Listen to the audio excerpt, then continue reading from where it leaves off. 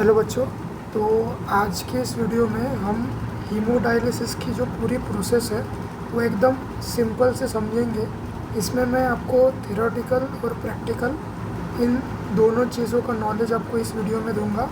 इस वीडियो के बाद आपको और कोई भी वीडियो या कहीं से भी आप नहीं भी पढ़ते हो फिर भी आपको एक हीमोडायलिसिस का जनरल आइडिया आ जाएगा आपको।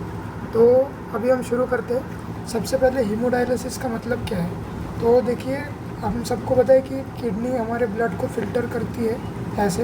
तो अगर हमारी जो किडनी के फंक्शन है वो नॉर्मल फंक्शन से 10 से 15% या फिर उससे भी कम हो जाए तो इसका मतलब क्या है कि हमारी बॉडी हमारी जो किडनी है वो ब्लड फ़िल्टर एडिक्वेट अमाउंट में कर नहीं रही है ऐसे। तो उस वक्त में हमें आर्टिफिशियल किडनी, जिसको हम डायलिसिस बोलेंगे, आगे मैं आपको बताऊंगा, उसका यूज़ करके हमें ब्लड को फ़िल्टर आउट करना होता है। तो ये किस किस पेशेंट में इस्तेमाल किया जाएगा। तो जनरली जैसे क्रोनिक अल्कोहलिक पेशेंट होते हैं जिनकी किडनी पूरी तरीके से काम करना बंद कर चुकी है, उन्हें हम CRF के पेशेंट बोलते हैं, या फिर क्रोनिक रीनल फेलियर के पेशेंट, या फिर एक्यूट किडनी इंजरी। ये दो टाइप के पेशेंट। अब एक्यूट किडनी इंजरी में कोई फिजिकल इंजरी हो सकती है जिसकी वजह से किडनी अफेक्ट हुई हो, किडनी को मार लगा हो, या फिर कोई दूसरे ऑर्गन जो किडनी के फंक्शन को अफेक्ट करेंगे, जैसे कि पैनक्रियाज है।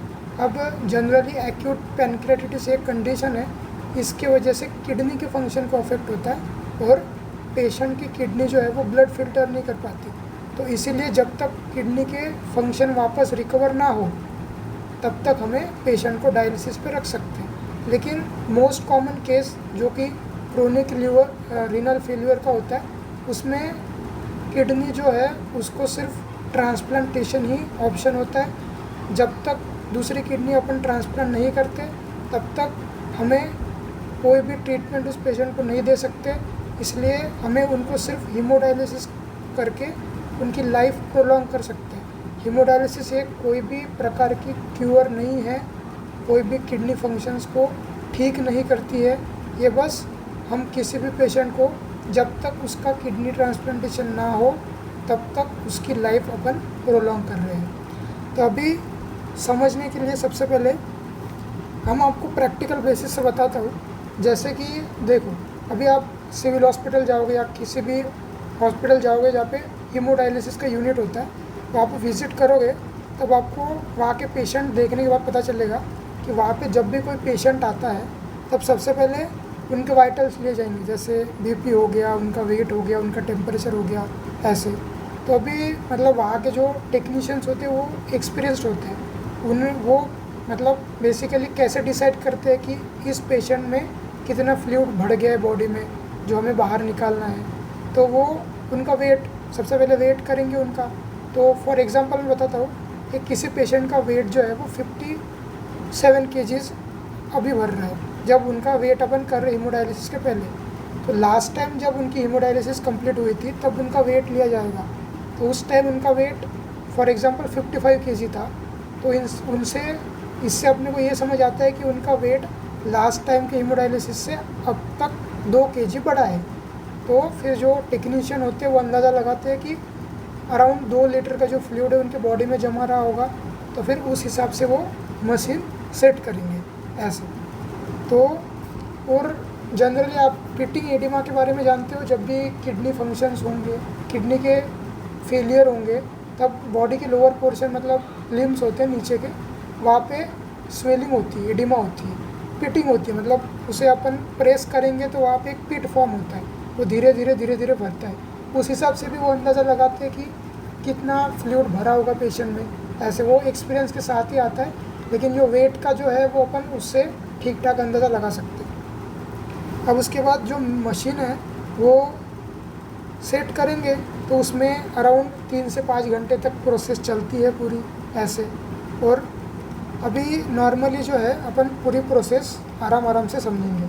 अब आप इमेज तो ये देख रहे होंगे, इसमें यहाँ पे 2 दिए हुए, एक है फिस्ट्यूला, दूसरा है कैथेटर।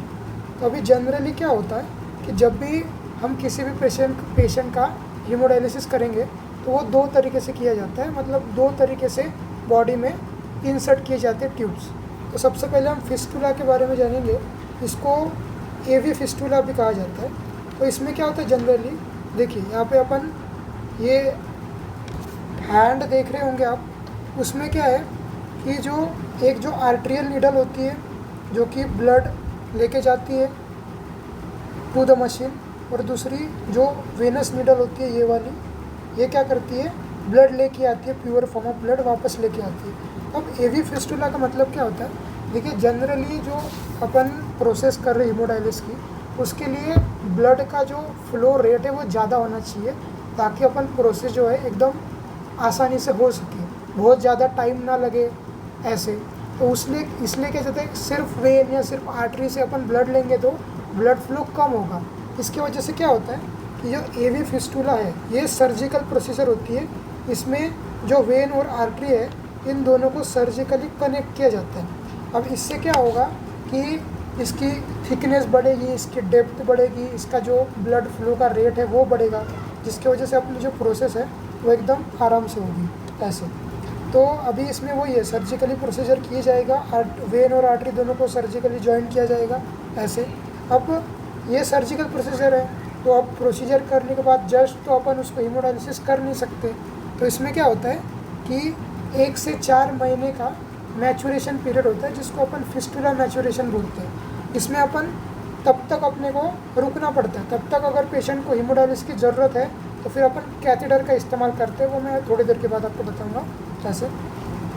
तो इसमें जो अपन अभी ये कैसे पता करें कि अपन जो एवी फिस्टुला है अपना वो मैच्योर हो गया है, तो सबसे पहले उसका फ्लो रेट, वहाँ से जो ब्लड फ्लो रेट है वो 600 ml पर मिनट तक का हो, उससे ज़्यादा हो, या फिर अगर उस पर अपन हाथ रख के चेक करें तो अपने को एक वाइब्रेशन फील हो, उसको एवी थ्रिल कहा जाता है। ये 2 टर्म आप याद रखिए, एवी फिस्टुला एक, एवी थ्रिल एक ऐसे।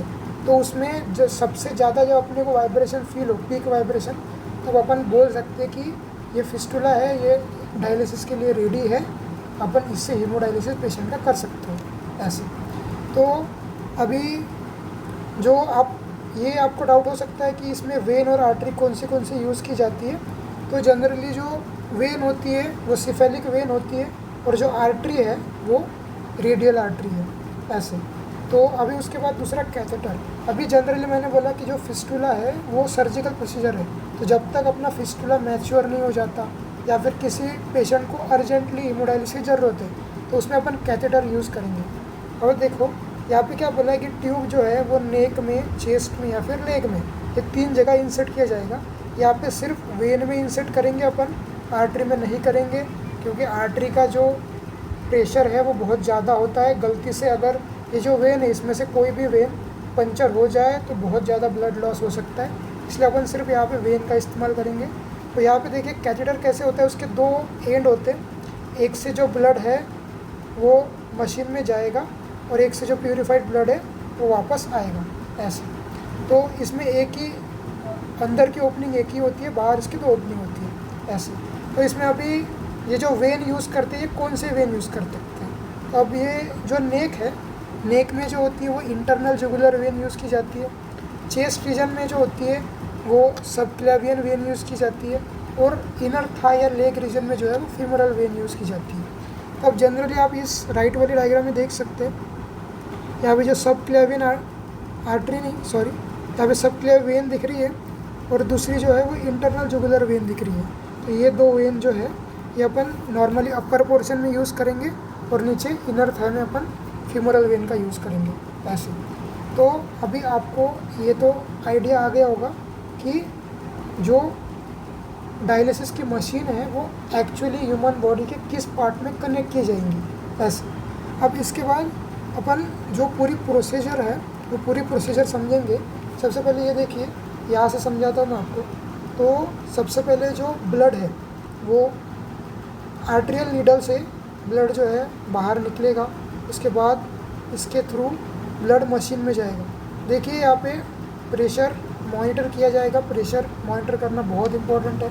उसके बाद इसमें पंप होगा, उसके बाद ये जो आपको इंजेक्शन दिख रही है इसमें हिपेरिन होती है, हिपेरिन अब हिपेरिन क्या है? तो हिपेरिन ब्लड थिनर होती है। अगर हमारा ब्लड बॉडी के बाहर निकलता है तो उसकी प्रॉपर्टी होती है कि वो कोगुलेट हो, तो वही ब्लड कोगुलेट ना हो, इसीलिए हम हिपेरिन के इंजेक्शन यूज़ करते हैं। अब इस इंजेक्शन में पूरा हिपेरिन नहीं होता है, इसमें जनरली 2 ml हिपेरिन होता है, उसके बाद दूसरा सोल्यूशन होता है उसको डाइल्यूट करने के लिए। अब इसके बाद जो ब्लड है वो हिपेरिन के बाद अब यहाँ आएगा डायलाइज़र में। डायलाइज़र को ही मेन, ये सबसे मेन होता है सबसे मेन इक्विपमेंट होता है इस पूरे मशीन में, जिसमें इसको डायलाइज़र को अपन आर्टिफिशियल किडनी भी बोल सकते हैं। मेन जो अपना ब्लड फिल्टर होता है तो यह डायलाइज़र में होगा।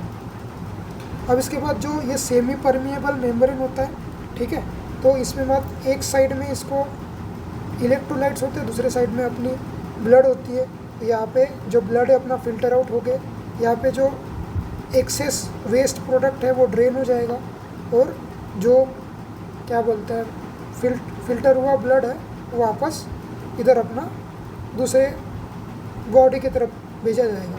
अब ये डायलिसिट क्या होता है? डायलिसिट यहाँ पे इलेक्ट्रोलाइट या नॉन इलेक्ट्रोलाइट सॉल्यूशन होता है। अब इलेक्ट्रोलाइट मतलब क्या है कि sodium, potassium, calcium, magnesium, chloride हो सकते हैं, बाइकार्बोनेट हो सकते हैं, या फिर नॉन इलेक्ट्रोलाइट लाइक ग्लूकोज। अब इनका काम क्या होता है कि जो अपना ब्लड है उसमें electrolyte balance, acid base balance करना, पीएच बैलेंस करना, ये उसका काम होता है। अब जो फिल्टर किया हुआ ब्लड है वो वापस आके जो अपना वेनस नीडल है उसके तरफ जाएगा। अब ये वहाँ से इसका वापस प्रेशर मॉनिटर किया जाएगा। अब यहाँ पे एयर ट्रैप डिटेक्टर, अब ये बहुत इंपॉर्टेंट पार्ट है।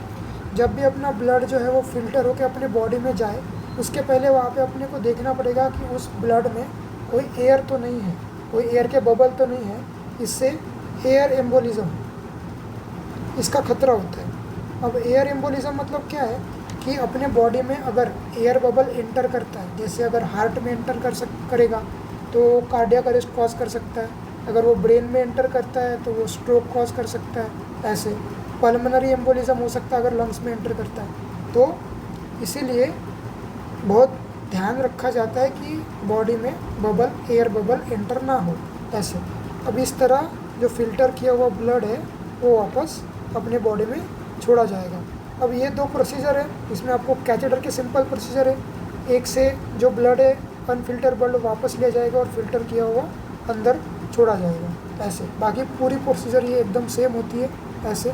अब ये डायलाइज़र का आप देख रहे हो, ब्लड यहाँ से आता है, यहाँ पे क्लीन हुआ ब्लड जाता है, यहाँ पे फ्रेश वाला डायलिसिट दिया जाता है, और यहाँ पे जो वेस्ट प्रोडक्ट है वो वापस ड्रेन किया जाएगा, ऐसे। अब ये हीमोडायलिसन की मशीन है, आपको ये राइट साइड पे यहाँ पे मशीन दिख रही होगी। जनरली ये मशीन ऐसे दिखती है, और यहाँ पे आप ये जो मार्किंग दिख रहे होंगे यहाँ पे क्लियर आपको दिख नहीं रहा होगा, इस मार्किंग में वो मशीन सेट की जाती है 2000 ml 2 घंटे के लिए, 3 घंटे के लिए, ऐसे। अब ये जो पूरी प्रोसीजर है मैंने आपको पहले भी बताया था कि ये कोई अल्टरनेटिव नहीं है या फिर ये कोई क्यूअर नहीं है किडनी के फिल्ट्रेशन का। ये जब तक अपना किडनी ट्रांसप्लांट नहीं हो तब तक अपने को ये प्रोसीजर यूज़ करनी है। अब इसमें जनरली मतलब बहुत लोगों को क्वेश्चन होता है कि ये प्रोसीजर कब तक, मतलब कितनी फ्रिक्वेंटली की जाती है। तो जनरली हफ्ते में 2 बार, कितना भी पेशेंट यंग हो, ओल्ड हो, अगर उसका किडनी का पूरे जो फंक्शन है वो रुक गए हैं, उसका 10 to 15% से भी कम हो गया है किडनी के फंक्शन, तो उसको हफ्ते में 2 बार जनरली डायलिसिस के लिए बुलाया जाएगा। और वाटर इनटेक कितना होगा? तो वाटर इनटेक जनरली 1/2 लीटर ही होता है पूरे 24 घंटे में। उनको सिर्फ 1/2 लीटर पानी पे ही रखा जाता है, और थोड़ी कंडीशन ठीक हो, थोड़ा किडनी के मतलब फ़िल्टर कर पा रहा हो, तो ज़्यादा से ज़्यादा 1 लीटर तक उनको वाटर इनटेक के लिए बताया जाता है, उससे ज़्यादा नहीं, ऐसे। तो ऐसी ये पूरी डायलिसिस की प्रोसीजर थी, वो आप सबको समझ आई हो। कोई भी डाउट हो तो आप कमेंट सेक्शन में पूछ सकते हैं। और इसी तरह इस चैनल पे एक एक करके हीमोडायलिसिस जैसे ही और भी जो प्रोसीजर्स किए जाते हैं मेडिकल रिलेटेड, और जो डिसीजेस कैसे होते हैं, उनकी क्या ट्रीटमेंट होती है, ये पूरे एकदम सिंपल बेसिक में आपको इस चैनल पे मिलते जाएंगे। तो प्लीज़ आप इस चैनल को सब्सक्राइब कीजिए, सपोर्ट कीजिए, और आपका जो भी फीडबैक है वो कमेंट सेक्शन में रखिए। Thank you.